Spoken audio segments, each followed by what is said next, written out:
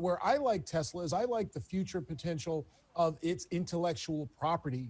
Tesla is going to be the owner of the IP for autonomous vehicles, self-driving vehicles, and the artificial intelligence that drives that. Tesla, as the early entrant with the early mover advantage in EV, is going to understand how to profitably scale batteries to increase distance. These two intellectual property domains are going to make this a pick for the long term. The inclusion in the S&P 500 obviously gives it a high profile in terms of investment managers, as well as a long-term investment thesis.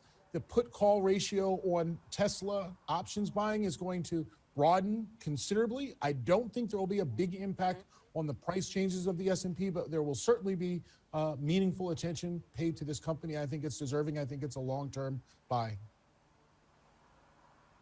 Long-term, yes, totally agree. Short-term, is it vulnerable? And indeed, if Tesla is vulnerable, is the broader market vulnerable as well? And there might be a lot of people who have been watching this meteoric rise in Tesla and even the broader market to record highs, and they're thinking, damn, I wish I'd got in because they've got a major case of FOMO. Maybe this is a good thing. Maybe this is an opportunity for people to get in at better levels. Right. And so when we talk about the S&P 500, we talk about beta, and that's the propensity of a security to move in lockstep or beyond or behind the S&P. And Tesla has driven the S&P largely to where it is with its peers in the technology space. We are at valuations that have never been reached before in our country, in our stock markets. The only two times we've come close to the GDP to earnings prices, GDP to stock prices and profits to stock prices ratios. Only time we've come this close is just before the biggest two collapses in our market's history.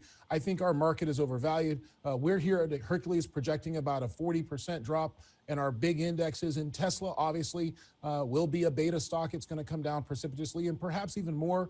And so this is just what markets do when they rise for as long as we have from March 2009 to this point, and then coming back from this incredulous pause and fall after COVID, going higher than pre-COVID. Obviously, we're coming back down, and Tesla will come down as well. In the short term, we are focused on protection of portfolios and or profiting from what we believe is an imminent correction or bigger.